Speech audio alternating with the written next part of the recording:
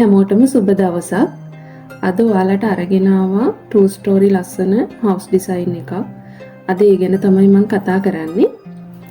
ඉතින් මේ design එකේ 3D එකත් ඔයාලට අරගෙන ආවා. exterior එක.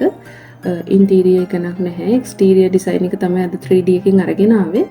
ඒකත් එක්ක design එකේ plan එක ගැන ඔයාලත් එක්ක ටිකක් කතා කරන්න තමයි මම හිතුවේ. මොකද 3D එකෙන් විතරක් ඔයාලට අදහසක් ගන්න අමාරු නිසා, කියන්නේ exterior outlook එක විතරක් බලලා ඔයාලට design එක ගැන අදහසක් ගන්න අමාරු නිසා අද මම plan එකක් අරගෙන ආවා. කොහොමද design එකේ, කියන්නේ design එක ඇතුලේ spaces කොහොමද design කරලා තියෙන්නේ කියන එක ගැන කතා කරන්න. ඉතින් මේක 2 story design එකක්. ground floor plan එකේ සම්පූර්ණ floor area එක තියෙනවා වර්ග අඩි 1889. එතකොට upper floor එකේ තියෙනවා වර්ග අඩි 1064ක්. ground floor එක ගැන කතා කරනකොට අපි මේ design එක කරලා තියෙන කෑගල්ල ඉඩමකට, ඒ ඉඩමට අදාළ වාස්තු අනුව තමයි මේ design එක කරලා තියෙන්නේ. ඉතින් ඒ අනුව තමයි අපි master bedroom එක, එතකොට bedrooms, bathroom එක, kitchen එක, dining, living මේ හැම දෙයක්ම design එක කරලා තියෙන්නේ වාස්තු අනුව. මූලික වාස්තු අනුව. එතකොට ඔයාලට පේනවා ඇති මෙතන ground floor plan එකේ note එක කොහෙටද තියෙන්නේ කියන එක මම දාලා තියෙනවා. එතකොට ඒකත් එක්ක ඔයාලට අදහසක් ගන්න පුළුවන් කොහොමද මේ නිවසේ ඇතුළ arrangement එක කරලා තියෙන්නේ කියන එක. ඔයාලට පේනවා ඇති car porch එකයි front veranda එකයි ඒ දෙක එකට තියෙන්නේ L shape එකට. ඉතින් මේ design එකේ veranda එකයි car porch එකයි ටිකක් ලොකුවට තියෙනවා. මොකද client ඕන උනා ටිකක් හොඳට ඉඩ තියෙන veranda එකක්. ඒක නිසා veranda එකයි car porch එකයි ටිකක් ඉඩ තියෙනවා. ඒ කියන්නේ අඩි 10ක වගේ පළලක් තියෙන ලොකු veranda එකක් තමයි මේ design එකේ තියෙන්නේ.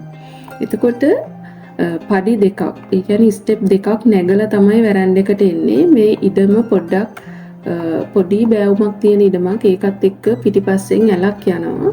ඒක නිසා වතුර වැහි කාලෙට වතුර පොඩ්ඩක් ඉඩමට එන මට්ටමක් තියෙන නිසා ෆවුන්ඩේෂන් එක අතිවාරම අපි ටිකක් උසට තමයි ඩිසයින් කරලා තියෙන්නේ. ඉස්සරහ දොර තියෙන්නේ මෙන්න මේ රයිට් සයිඩ් එකට වෙන්න. ඔයාලට පේනවා ඇති පියන් දෙකේ දොරක් තමයි තියෙන්නේ. අපි ඉස්සරහ දොර ඩිසයින් කරනකොටත් අපි කැමති තැනක දොර තියන්නේ නැහැ. දිශාව අනුව බලලා පාද අනුව පාද බෙදලා හොඳ පාදයක තමයි මේ ඉස්සරහ දොර තියලා තියෙන්නේ. එතකොට අපිට මේ දොර left side එකට ගන්න ඕන උනාට එතන පාදේ හොඳ නැත්තම්, වාස්තු අනුව එතන ගැලපෙන්නේ නැත්තම් අපි එතෙන්ට ඉස්සරහ දොර තියන්නේ නැහැ. ඉතින් ඩිසයින් එක කරනකොට ඒ ගැන සැලකිලිමත් වෙන්න ඕනේ. living එක අඩි 22යි අඟල් 3යි අඩි 17 වගේ ලොකු ප්‍රමාණයක් ඉඩ තියෙනවා.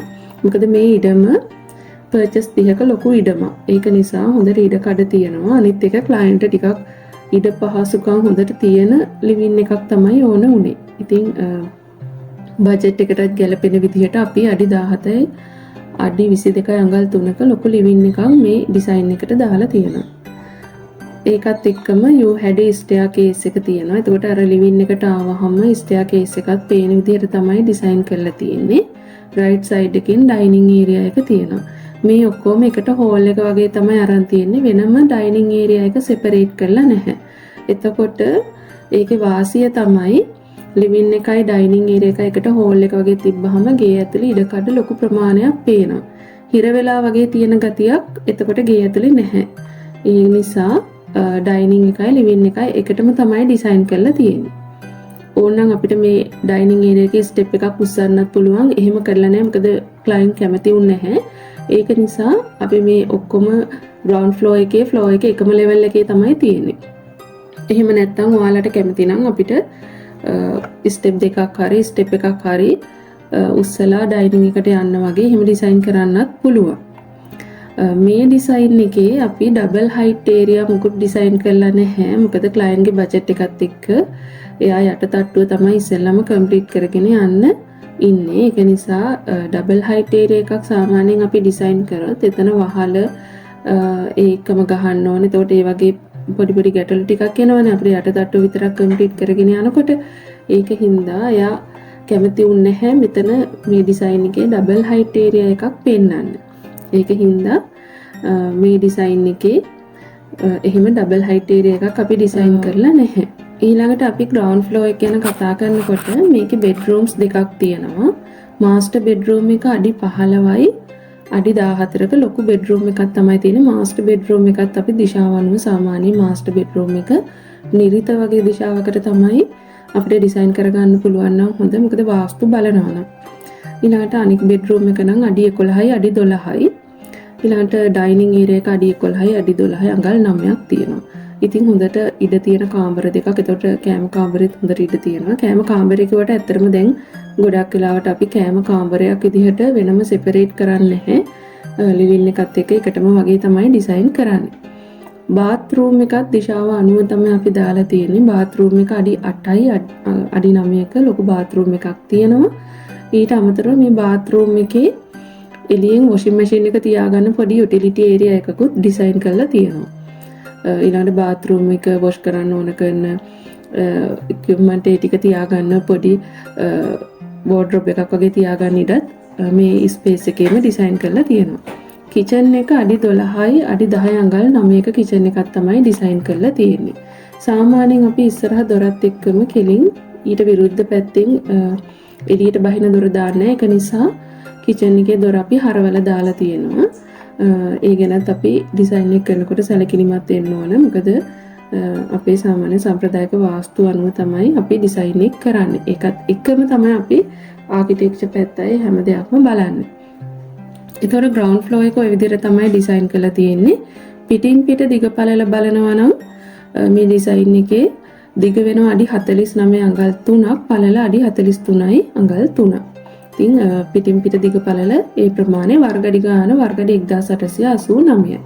උඩ තට්ටුවට ගියාම අපි සම්පූර්ණ ග්‍රවුන්ඩ් ෆ්ලෝර් එකටම ස්ලැබ් එක වැටෙන විදිහට නෙමෙයි ඩිසයින් එක කරලා තියෙන්නේ.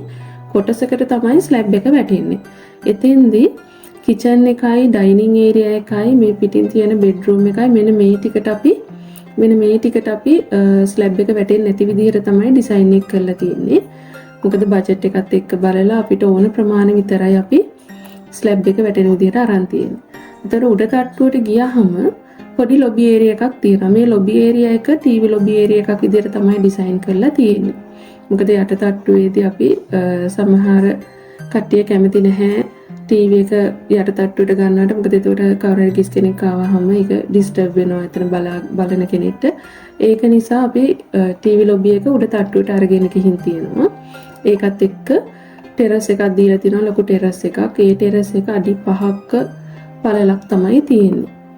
බෙඩ්රූම්ස් දෙකක් තියෙනවා. යට තට්ටුවේ මාස්ටර් බෙඩ්රූම් එක උඩම තව ලොකු බෙඩ්රූම් එකක් අරන් තියෙනවා. යට තට්ටුවේ බාත්රූම් එක තිබුණු තැනම තමයි අපි උඩ තට්ටුවේත් බාත්රූම් එක ඩිසයින් කරලා තියෙන්නේ. එතන වාසිය තමයි ඔයාලට වතුර ටැංකිය ඒක උඩම තියාගන්න පුළුවන්. අනිත් එක එතකොට ප්ලම්බින් වලට ඔයාලට ලේසි. මොකද බාත්රූම්ස් තැන් වල ඩිසයින් කරාම බට එහාට මෙහාට අදිනුනහම ඇත්තට මේකත් කැතයි. අර ඩිසයින් එක ලස්සනට අපිට ස්ලැබ් එක උනා ඩ්‍රොප් කරලා ලස්සනට ඩිසයින් කරගන්න පුළුවන්. බාත්රූම්ස් එක කියුබ් එකකට ඩිසයින් කරගන්න පුළුවන් වුණාම උඩ තට්ටුවේ පොඩි ඔෆිස් ස්පේස් එකක් තියෙනවා. ඒක ඇත්තටම ලොකුවට වෙනම රූම් එකක් ඕනේ නැහැ කියලා කිව්ව ක්ලයන්ට්. මොකද එයාට සාමාන්‍ය පොඩක එලියෙන් ටේබල් එකක් තියාගෙන ලැප්ටොප් එකක් තියාගෙන වැඩ කරන්න වගේ පොඩි ස්පේස් එකක් තිබුණාම ඇති කියලා. ඉතින් මේ වගේ පොඩි පැසේජ් එකේම අපි පොඩි ඉඩක් ඒකට වෙන් කරා ඔෆිස් ස්පේස් එකක්. අනික් බෙඩ්රූම් එක අඩි 11යි අඩි 11මාරක ඉඩක් තියෙන බෙඩ්රූම් එකක් තමයි තියෙන්නේ. ඉතින් උඩ තට්ටුව යට තට්ටුවත් එක්ක අතර මේ ඩිසයින් එක වෙන සම්බන්ධ වෙන්නේ නැහැ. මොකද මේ ඩිසයින් එක අපි ඩබල් හයිට් කරලා නැහැ. මොකද ක්ලයන්ට් එකට කැමති වුණේ මම අර කලින් කිව්වා වගේ යට තට්ටුව ඉස්සෙල්ලාම කම්ප්ලීට් කරලා පදිංචියට යන්න ඕන වුණ නිසා. ඉතින් ওই විදිහට තමයි අපි ග්‍රවුන්ඩ් ෆ්ලෝර් එකයි අපර් ෆ්ලෝර් එකයි ඩිසයින් කරලා තියෙන්නේ. අපර් ෆ්ලෝර් එකේ තියෙනවා වර්ගඩි 1064ක්. ඉතින් මේ ඩිසයින් එකේ උඩ තට්ටුවට සම්පූර්ණ වහලක් තමයි ඩිසයින් කරලා තියෙන්නේ.